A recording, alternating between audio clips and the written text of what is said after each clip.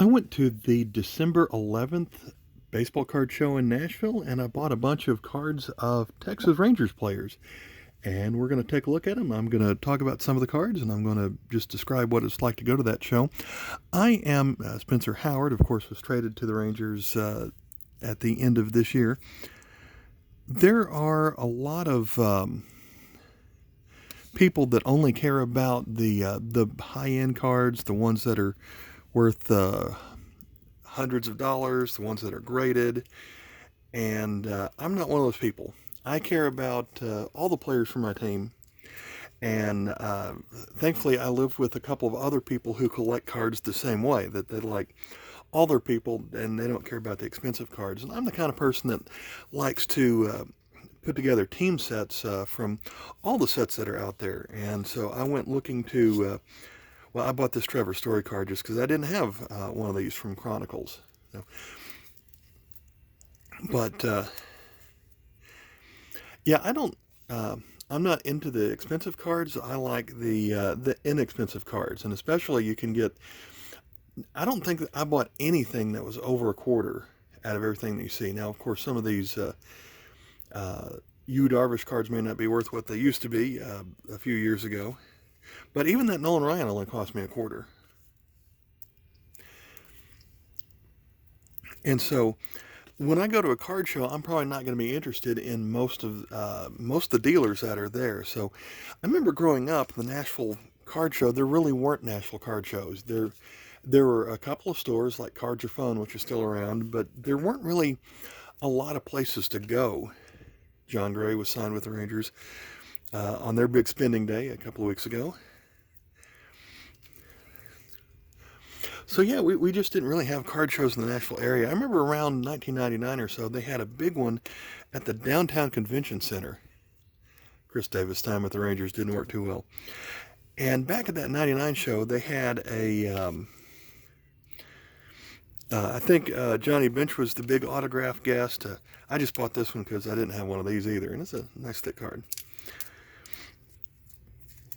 And it really flopped, and for a show to be at the big convention center had to have a lot of traffic, and it just didn't do it. So there weren't any other big shows for a while.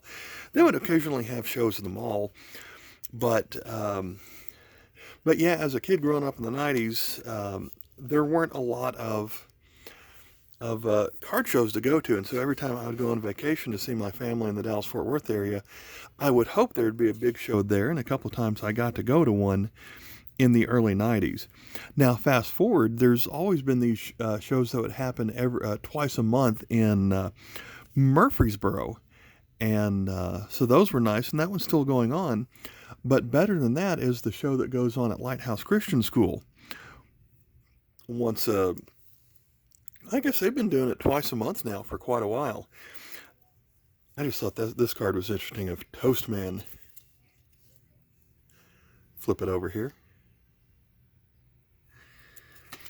so you can read about Toast Man.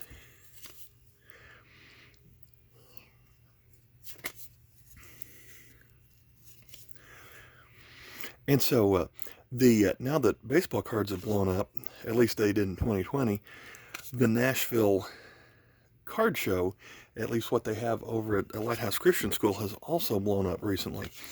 And so this particular show had filled up a gymnasium. I think they had maybe 70 or 80 tables, and they've had shows that are bigger than that. Well, the show's gotten so big that I think their yearly big show is going to be at the flea market this upcoming year.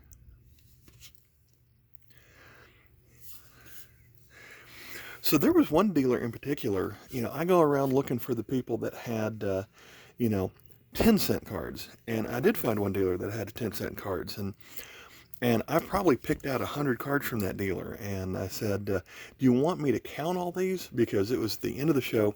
He was packing up everything, and I was the last one to finish.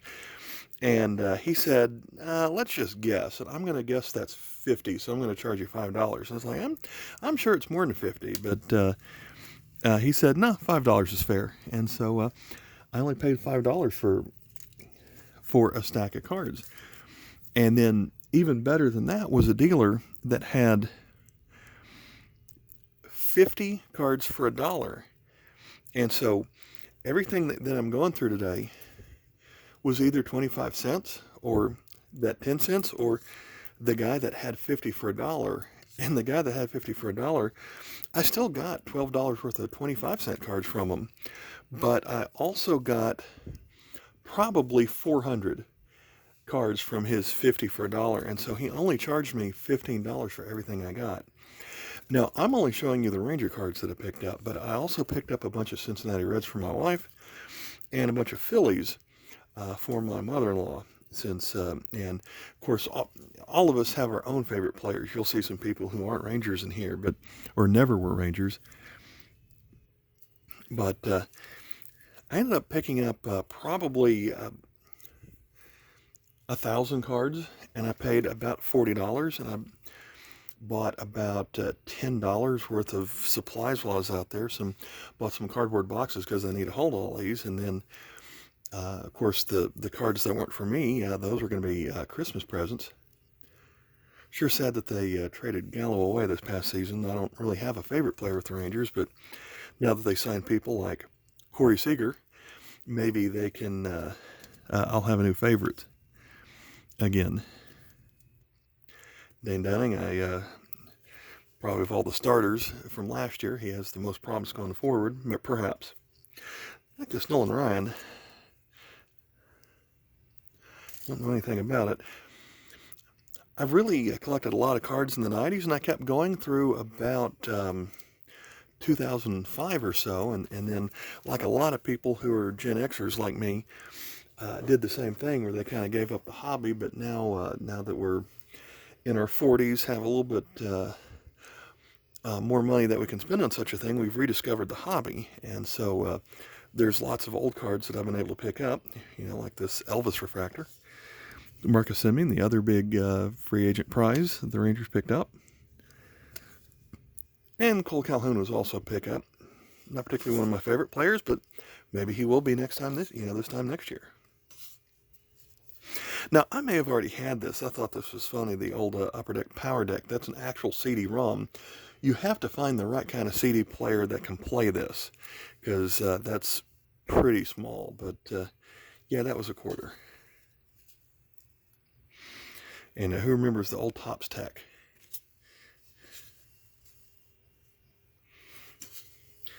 And I don't remember this set. That's got kind of you hold it in the light one way, it's kind of pink, and you hold it in another way, it almost has a green tint to it. I can't seem to find it.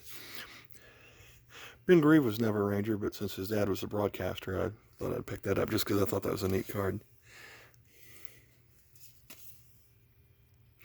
The Great Hambino.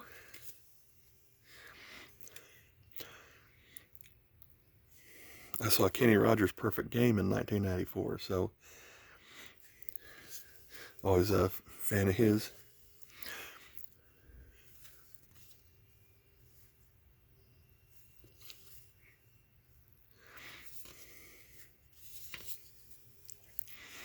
So yeah, the guy who had 50 for $1 cards, he probably had 7 3,200 count boxes full of cards, and while I was there, no one else went through them. And good thing he brought a chair, because I was sitting there for probably over an hour going through it. And like I said, I only spent $15 with them, but I picked up several hundred cards.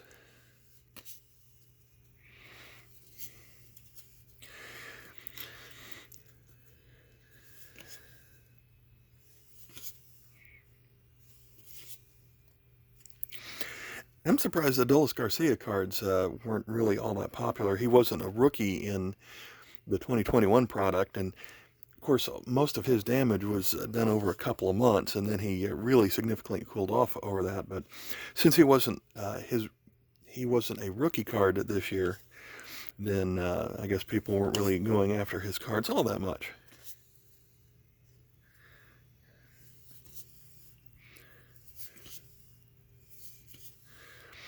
Nick Solak.